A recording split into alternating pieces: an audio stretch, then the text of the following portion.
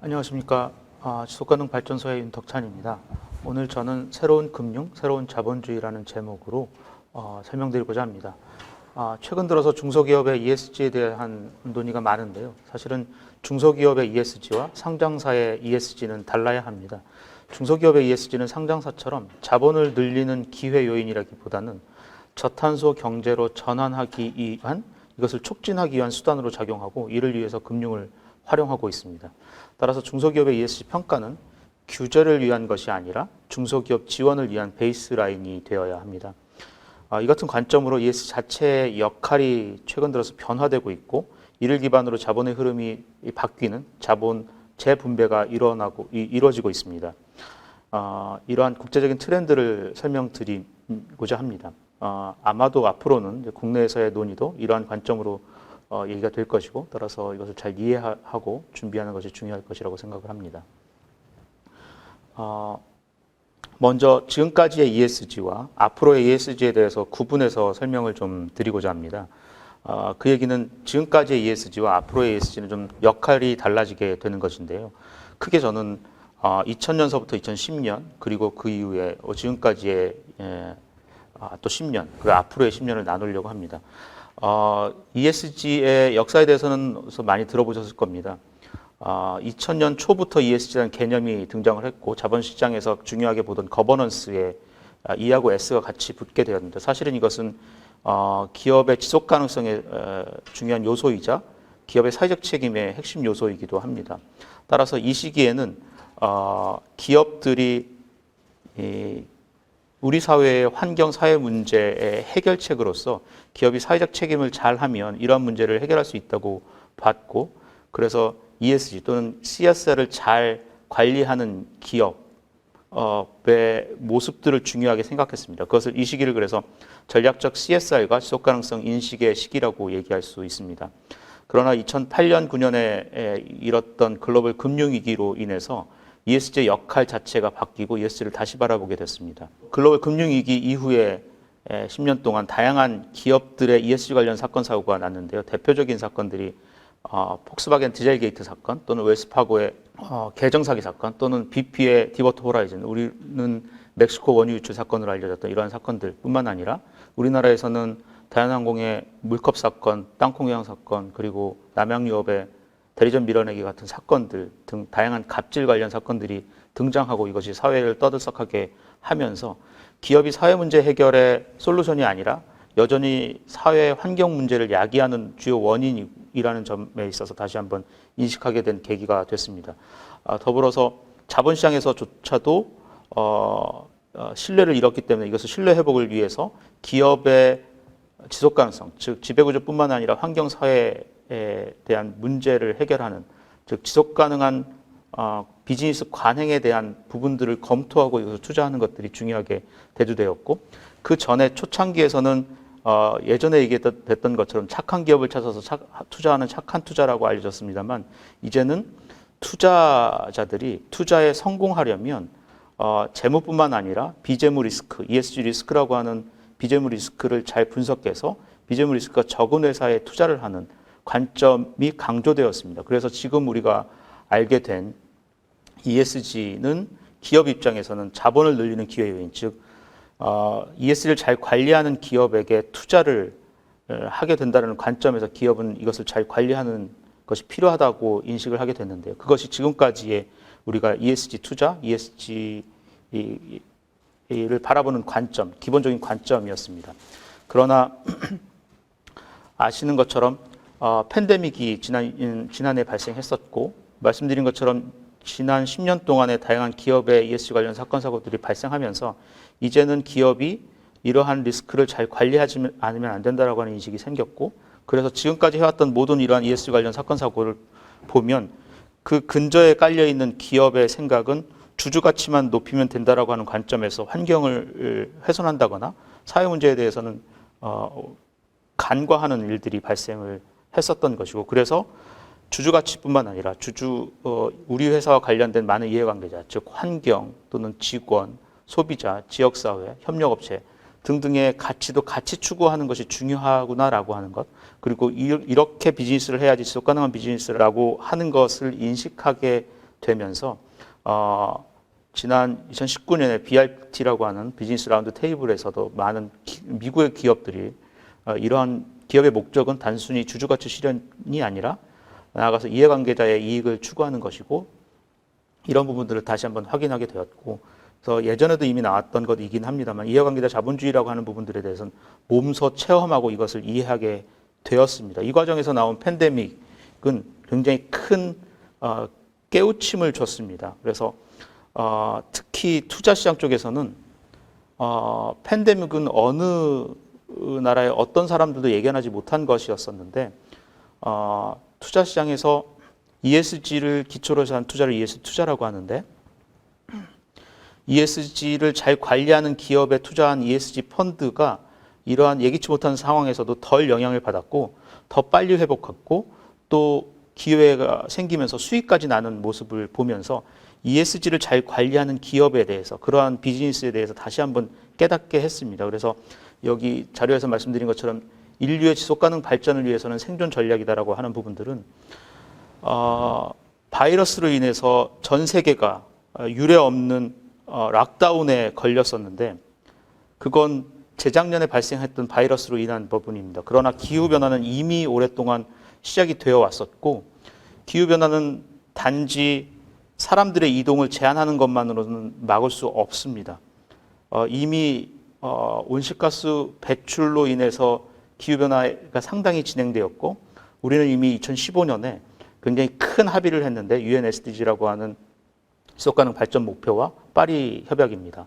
이를 통해서 최소한 2도씨 이하로 가능하면 1도씨 이하로 기후변화를 막도록 하자라고 하는 합의를 했는데 이게 얼마나 중요한 건지라고 하는 것들에 대한 인식을 하게 됐습니다. 그래서 기후변화가 이대로 놔두게 되면 팬데믹보다 훨씬 더 큰 지구상에서 나아가서 인류의 큰 재앙이 될 수 있다는 것을 인식하게 되면서 이 가치가 굉장히 다시 한번 강조되었고 그래서 팬데믹보다 더 이제는 중요한 부분들이 앞으로 우리가 2015년에 합의한 2030년까지 저탄소 경제로 전환하는 것이 굉장히 중요한 것이라고 하는 것을 전 세계가 인식하게 되었습니다. 그러한 측면에서 지금까지 ESG는 단순히 좋은 기업에 투자해야지 그러한 기업들이 지속가능하게 비즈니스를 하고 그러한 것이 결국엔 우리 사회를 지속가능하게 만들다고 하는 개념을 넘어서서 이제는 ESG에게 큰 임무가 부여됐습니다. 그것을 저는 녹색 전환을 독려하기 위한 수단 또는 저탄소 경제로 전환하는데 이것을 촉진하기 위한 수단으로 활용한다라고 말씀드릴 수 있습니다. 그래서 지금까지 단순히 투자를 잘 받기 위해서 ESG를 했다고 하면 이제는 ESG를 잘 관리하지 못하면 앞으로 우리가 가고자 하는 경제사회의 발전, 경제사회의 변화에 우리 기업, 우리 회사의 비즈니스가 생존할 수 없다라고 하는 점이고 그러한 변화를 하는 또는 전환하는 기업들, 전환하는 비즈니스의 이러한 이것을 독려하기 위해서 많은 자본이 몰리게 될 것입니다. 그것을 이제 보실 수 있을 것이고 그런 점들을 ESG를 가지고 규제하고 또는 지원한다라고 하는 측면을 이해하시면 좋을 것 같습니다. 그래서 지금까지 ESG가 이렇게 흘러왔던 것에 비해서 앞으로의 바뀌는 모습, 어떻게 바뀌는 건지에 대해서 간단히 말씀드리고자 합니다. 최근 들어서 ESG 투자의 붐의 원인 또는 배경 중에 하나로 블랙락의 레리 핑크 회장을 많이 언급하기도 합니다. 작년에 이분은 CEO 레터에서 기후 리스크는 투자 리스크라고 얘기를 했고 전 세계에서 가장 많은 돈을 운영하고 있는 이 회사가 이렇게 얘기를 했기 때문에 ESG 투자의 붐이 일었다고 얘기하는 경우들이 있는데요. 사실은 이 레리 핑크 회장은 그들이 투자한 기업의 CEO한테 레터를 보낼 때 이미 2016년에서부터 줄기차게 기업이 장기 성장을 하려면 ESG를 꼭 잘 관리해야 된다라고 얘기를 해왔습니다. 그러한 측면에 있어서 사실 ESG 투자의 붐의 배경은 아니고요. 최근 지난 5월에 IFC에서 컨퍼런스가 열렸었는데 거기서 UN PRI의 대표인 피오나 대표가 ESG 투자의 붐, 책임 투자의 붐이 일게 된 세 가지 요인을 얘기했는데 첫 번째가 레귤레이션, 규제입니다. 두 번째는 마켓 디맨드, 시장의 수요이고요. 세 번째가 머티리얼티, 중대성이라고 하는 건데 이슈에 있어서 중대성이 훨씬 더 증대되었다라고 하는 측면입니다. 그 중에서 가장 첫 번째 레귤레이션에 대한 부분들을 꼭 보셔야 됩니다. 실제 전 세계에서 가장 큰 돈을 우리나라 돈으로 치면 1경이 넘는 돈을 운영하고 있는 블랙락도 사실은 규제의 대상입니다. 그런 측면에 있어서 제가 이분이 말씀하신 것 중에 꼭 강조하고 싶은 부분이 있는데 올해 발표한 CEO 레터에서 세 가지를 얘기했는데 그중에 첫 번째가 바로 구조적 변화의 가속화입니다. 이분 말씀은 이렇습니다. 제가 작년에 CEO 레터에서 우리는 지금 금융의 근본적인 재편 직전에 와 있다라고 얘기를 드렸는데요. 지금 보니까 생각보다 그 변화가 굉장히 빠르게 진행되고 있습니다. 라고 얘기를 했습니다. 첫 번째 문단이 가장 중요한 이유가 바로 지속 가능성 자산으로 기대 이상으로 빠르게 자본이 유입되면서 근본적인 자본 재분배가 일어나고 있다라고 하는 것이고 이것을 꼭 우리가 아셔야 됩니다. 그 얘기를 조금 더 깊이 드리겠습니다.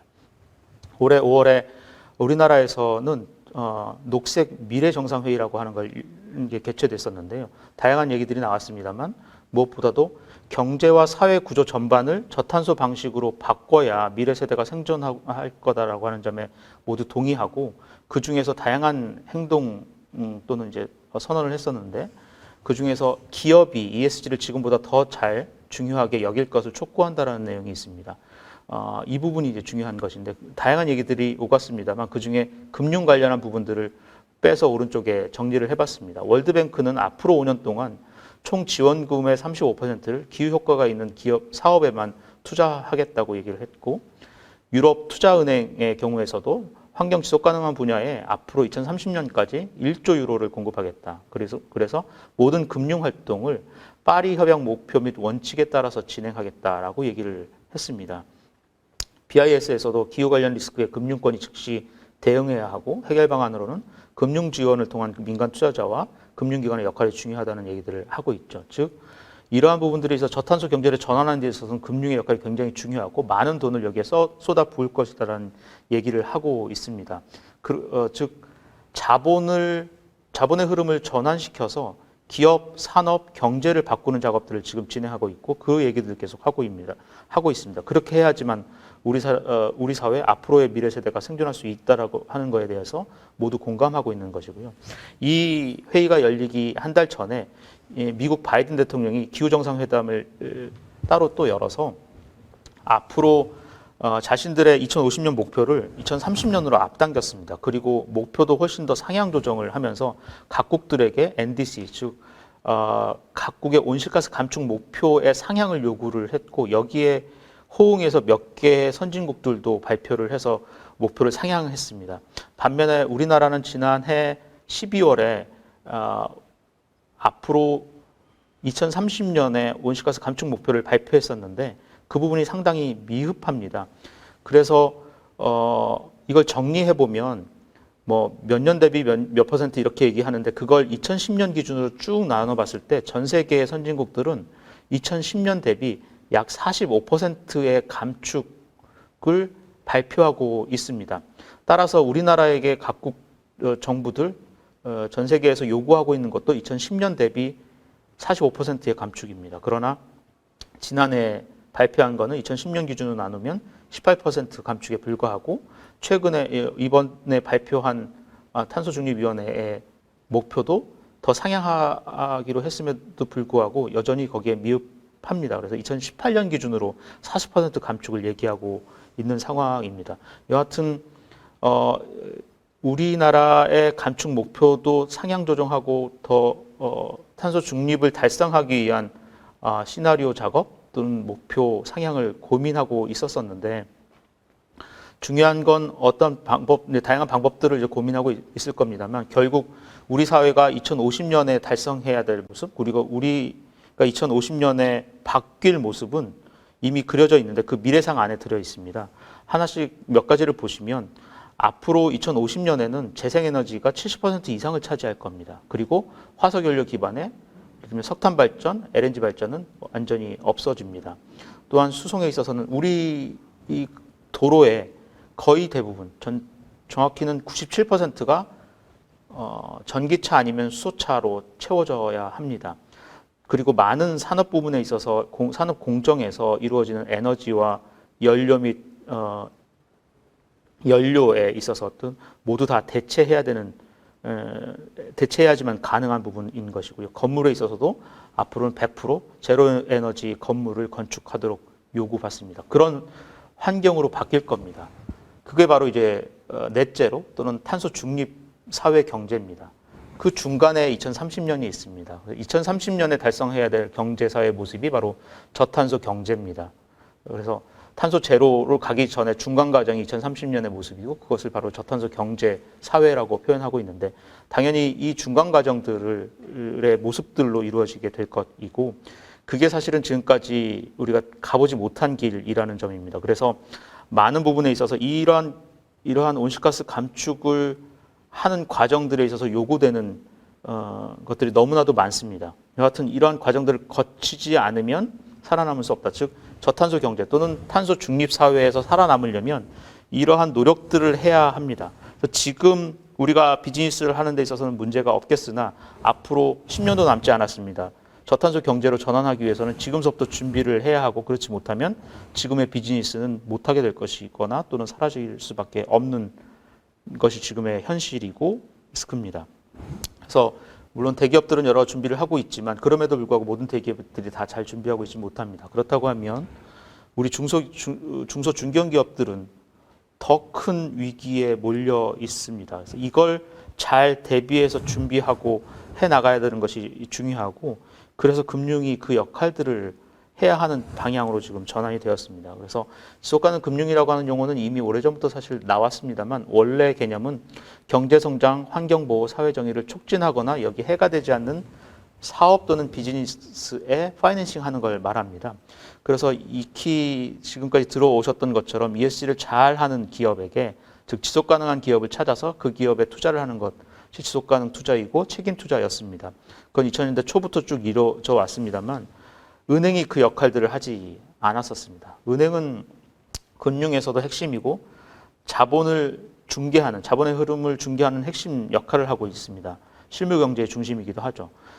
그래서 그 역할을 못하고 있다가 재작년에 2019년에 책임은행 원칙을 만들었고 전 세계 130여 개의 글로벌 은행들이 참여해서 앞으로 우리가 은행에 뱅킹 서비스를 하는 데 있어서 이것을 고려하겠다고 했습니다만 사실은 늦었습니다. 말씀드린 것처럼 2030년까지 가야 할 길이 불과 얼마 안 남았기 때문에 지금까지 해왔던 방식으로 바텀업 방식 또는 자발적인 이니셔티브 방식으로는 한계가 있다고 인식을 했고 이미 각국의 금융 당국들이 개입하기 시작했습니다. 그것을 탑다운 방식이라고 하고 기존의 자발적인 흐름에 비해서 규제를 하고 법제화한다는 측면에 있어서 ESG 2.0이라고 부르게 되는데요.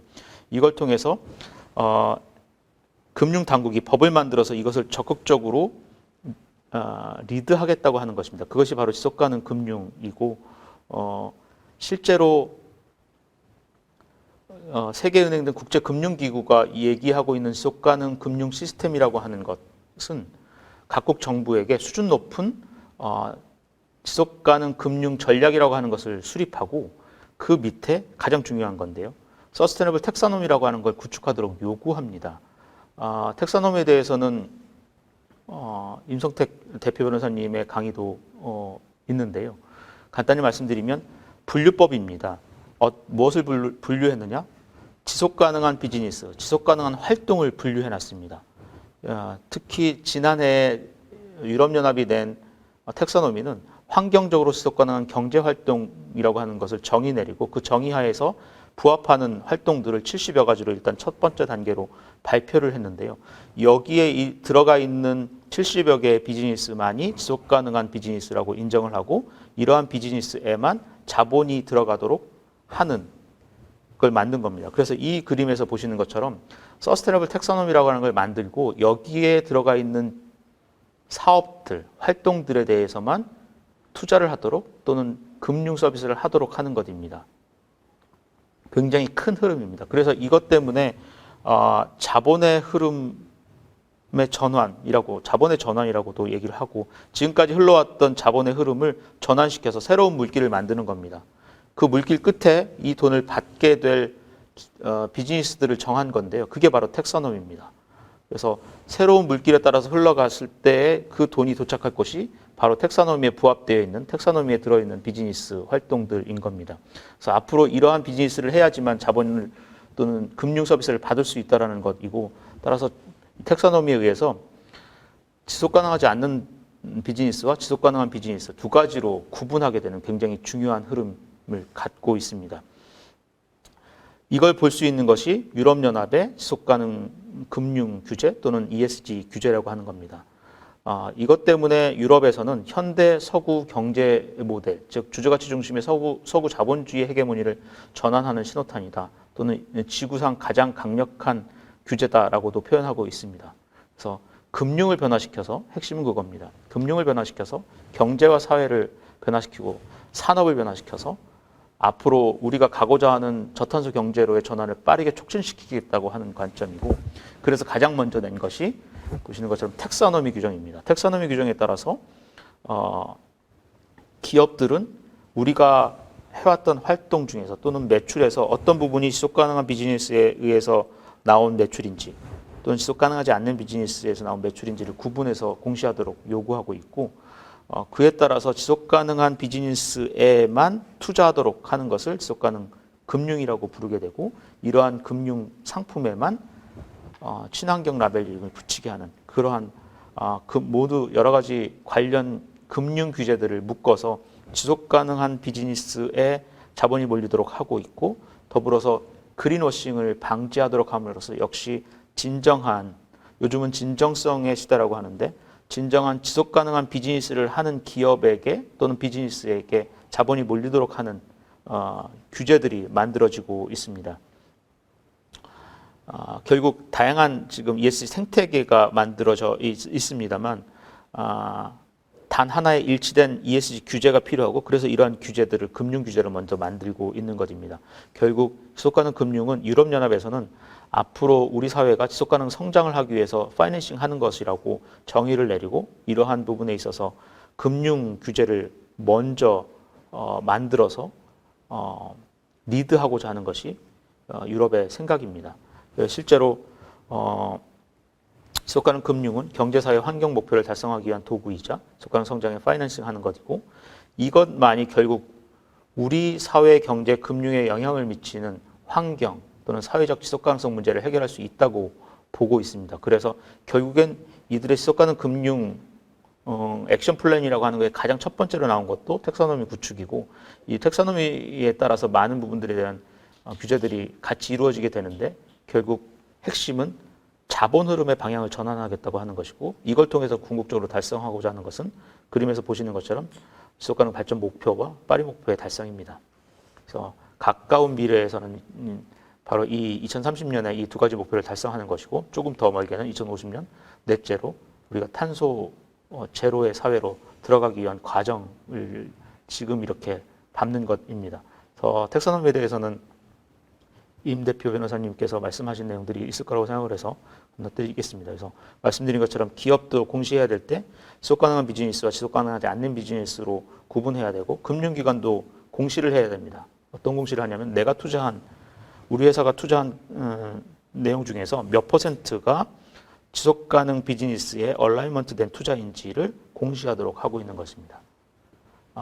구체적으로는 지속 가능한 기술 제조라고 하는 부분들이 있는데, 예를 들면 그 중에서 저탄소 자동차를 제조하는 것은 당연히 이 지속 가능 비즈니스에 해당될 겁니다. 그러나 그 요건을 좀 더 명확하게 했습니다. 그래서 이 유럽의 텍서노미에 보면 2025년까지는 킬로미터당 50g을 배출하는, 50g 이하로 배출하는 자동차도 저탄소 자동차니까 그걸 인정해주고 거기에 자본을 제공해 줄 수 있습니다. 그러나 2026년부터는 이 자동차는 저탄소 자동차로 인정받지 못합니다.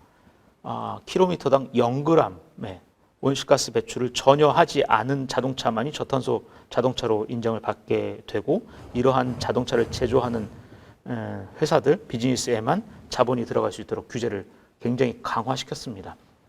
그래서 이러한 측면에 있어서 유럽뿐만 아니라 모든 국가의 목표는 결국 저탄소 경제를 전환하는 과정을 거쳐야 되는 것이기 때문에 무엇보다도 다양한 방식의 ESG를 활용해서 규제하는 것이 아니라 지원하는 것이 필요하고 앞으로 향후 10년간 녹색 전환을 지원하기 위한 방식으로 ESG를 활용해야 됩니다. 그래서 미국뿐만 아니라 유럽 그리고 우리나라도 그린 뉴딜이라고 하는 정책을 발표했는데 그것은 결국 기업이 이러한 전환을 할 수 있도록 지원하기 위한 지원책이라고 생각하시면 됩니다. 최근 들어서 이러한 기사를 많이 볼 수 있는데 현대차도 방금 말씀드린 그러한 규제에 대응하기 위해서 우리 차를 잘 해외에 수출하기 위해서 팔기 위해서는 규제에 대응해야 되고 최근에 아산 공장이 전기차 생산 설비를 교체하면서 이 기존의 부품 업체들 또는 협력 업체들의 존폐 기로에 섰다라고 하는 기사들이 나오는데 어쩌면 앞으로 향후 10년 동안 이러한 기사는 굉장히 많이 보게 될 겁니다. 대기업들도 이러한 리스크를 갖고 있고 이러한 ESG 리스크 또는 전환 리스크에 대응하는 노력들을 해야 되는 것이고 이 과정에서 결국엔 단순히 리스크를 줄이기 위한 노력이 아니라 결국엔 이러한 리스크에 적극적으로 대응하려면 비즈니스 모델을 바꿔야 된다는 것이죠. 비즈니스 모델을 바꾸는 과정에서 이처럼 전기차 생산하는 과정에서 기존에 있었던 기계 장비를 생산하는 부품업체들은 어쩌면 사라질 수밖에 없습니다. 그래서 빠른 비즈니스 모델에 대한 전환이 필요할 수도 있는 것이고 그래서 굉장히 심각한 얘기들을 말씀드렸습니다만 그래서 그린 텍서노미라고 하는 것이 유럽 연합에서 이제 지난해 나왔다고 하는데 계속 이제 관련한 텍서노미도 나올 것이고 소셜 텍서노미도 나오는데 이것은 한편으로는 우리에게는 기회 요인이라고 생각하면 됩니다. 그래서 여기에 있는 비즈니스 또는 활동들에게서만 지속가능 금융이 지원되기 때문에 우리 지금 현재 가지고 있는 비즈니스 또는 우리가 속해 있는 영역에서 여기에 해당되는 비즈니스가 어떤 것인지를 보고 이러한 비즈니스로 전환하는 노력을 하는 것 그게 결국엔 우리에게 기회인 것이고 우리가 앞으로 이 업종에서 또는 우리 회사가 살아남기 위한 미래 경쟁력을 확보할 수 있는 길이기도 합니다. 이러한 차원에서 텍서노미를 보고 판단하면 좋을 것 같습니다. 그래서 우리나라의 탄소중립위원회에서 낸 시나리오를 가지고 텍서노미를 붙였는데요. 딱 얼라인먼트 되어 있습니다. 그래서 각 부문별로 시나리오에 들어있는 것은 우리가 어떻게 바뀌어야 된다라고 하는 측면이고 이것은 리스크라고 볼 수 있는데 각 관련 산업에 해당되는 부분들이 있다고 하면 텍서노미에서 우리가 가야 할 방향을 찾는 것 그로 인해서 미래 리스크에 대응하는 비즈니스 기회를 도출할 수 있을 것이라고 생각을 합니다. 그래서 국제적으로 이러한 텍서노미를 적극적으로 보고 그런 노력들을 하면 좋을 것 같습니다. 얼마 전에 저희가 뭐 은행이랑 해서 풍력 발전에 사용하는 베어링을 만드는 회사에 간 적이 있는데요. 당연히 풍력 발전에 들어가는 부품을 제조하는 것은 또는 풍력 발전 자체는 지속가능한 비즈니스입니다. 그러나 구체적으로 보면 지켜야 할 엄격한 또 기준들이 있습니다. 예를 들면 풍력 발전을 통한 전력 생산 전 과정에 온실가스 배출량 기준이라고 하는 것이 있는데 텍사노미에 이런 것이 규정되어 있습니다. 유럽의 기준을 보면 즉 풍력 발전을 통해서 전력을 생산한다고 해서 모두 다 이제 그린 비즈니스 또는 지속가능 비즈니스라고 하는 것이 아니라 이걸 생산하는 과정에서 들어가는 전 과정에 온실가스 배출량을 본다고 하는 겁니다. 그래서 1kW 생산할 때 100g 이하로 CO2를 배출해야지 이 텍사노미에 얼라이먼트 된다라고 하는 겁니다. 즉, 이 전 과정을 본다라고 하는 것은 1차 협력업체의 생산 장비를 제조하는 공정에서에 나오는 CO2까지도 보는 것이죠. 즉, 풍력 발전에 들어가는 중요한 베어링이라 하더라도 이 베어링을 만드는 과정에서 CO2를 배출하고 있고 또는 전력을 사용하고 있다라고 하면 그게 어느 정도 CO2 배출과 관련되는 것인지를 잘 관리해 놔야 풍력 발전기를 만드는 회사에 납품할 때 반대로 그 원청 업체가 그래서 요구할 겁니다. 베어링 만들 때 CO2 얼마나 들었어요? 라고 하는 것들이죠. 이걸 같이 제출해야 될 의무가 있다라는 겁니다. 그래서 이런 부분들을 좀 더 구체적으로 본다고 하면 여기에 맞출 수 있다라고 하면 굉장히 큰 기회를 가질 수 있고 경쟁 업체보다 우위에 설 수 있는 겁니다. 또 한 가지 수소 제조도 마찬가지입니다. 당연히 기후 변화 완화에 해당되는 것이고 이 수소는 당연히 그린 수소입니다만 이걸 인정받기 위해서는 텍사노미는 엄격한 기준을 갖고 있습니다. 여기에서도 전기 분해로 생성된 수소의 전기 사용량 또는 수소 제조에 사용된 전기의 평균 탄소 집약도라고 하는 것들이 엄격하게 규정되어 있고 이것을 충족하면 인정받게 되는 것이고 또 그러면 원청업체로부터 이 러브콜을 받을 수도 있는 것이고 다양한 투자 또는 금융의 서비스를 받을 수 있는 것입니다. 이런 측면으로 적극적으로 활용하시면 좋을 것 같습니다. 그래서 이미 이와 같은 비즈니스에 또는 이렇게 전환하는 과정에서 지원할 수 있는 금융 상품들, 금융들이 만들어지고 있습니다. 그 중에 하나가 지속가능성 연계금융이라고 하는 것도 최근에 만들어졌는데 다양한 방식으로 이러한 전환을 지원하는 과정, 이미 그래서 성과 위주, 이미 달성된 회사보다는 앞으로 이러한 과정으로 전환하는 회사들에게 이거 전환을 촉진하기 위해서 자본을 준비하고 있고 금융을 준비하고 있습니다. 그래서 이런 것들을 이미 금융기관들이 준비하고 있으니 이걸 받을 수 있도록 우리가 준비를 하는 것들이 굉장히 중요할 것 같습니다. 그래서 먼 얘기가 아니라 앞으로 우리가 현재 비즈니스를 좀 더 지속 가능하게 하기 위해서 우리 회사가 지속 가능하기 위해서는 미래 경쟁력을 키운다라는 관점에서 적극적으로 ESG 리스크를 관리하고 저탄소 경제 체제를 고려한 장기적인 목표를 수립하고 거기에 기회 요인을 찾아서 우리가 적극적으로 실천해 나가고 비즈니스 모델을 개선하는 노력이 중요할 것 같습니다. 더불어서 다양한 이미 글로벌에서는 각 업종별로 특별히 관리해야 하는 ESG 이슈들을 정리해 놨습니다. ESG를 중소기업들은 모두 다 잘할 수는 없습니다. 그래서 각 업종별로 꼭 관리해야 되는 부분들이 있고 예를 들면 플랫폼 회사들인 경우에는 또 다른 측면에 있어서 요구되는 부분들이 있습니다. 예, 대표적으로 한 가지를 뽑았는데 소프트웨어 및 IT 서비스 업종 같은 경우에 있어서는 에너지 사용 등에 대한 환경 발자국 또는 데이터 프라이버시, 데이터 보안 이러한 요소들을 중요하게 관리해야 되는 ESG로 보고 있습니다. 아까 모두에 말씀드린 중대성이라고 하는 부분들도 바로 이런 겁니다. 그래서 모두 다 잘해야 된다고 하는 것에 대한 부담을 갖지 마시고 우리 업종에서 꼭 필요한 관리해야 되는 사항들이 무엇인지 또 우리 업종에 닥치게 될 리스크는 무엇인지를 식별하고 인식해서 이것을 개선하는 노력들을 차근차근 해나간다고 하면 이러한 부분, 앞으로의 다가올 ESG 리스크에 대해서도 충분히 잘 대응하실 수 있을 거라고 생각을 합니다. 네, 이상으로 제 강의를 마치겠습니다. 들어주셔서 감사합니다.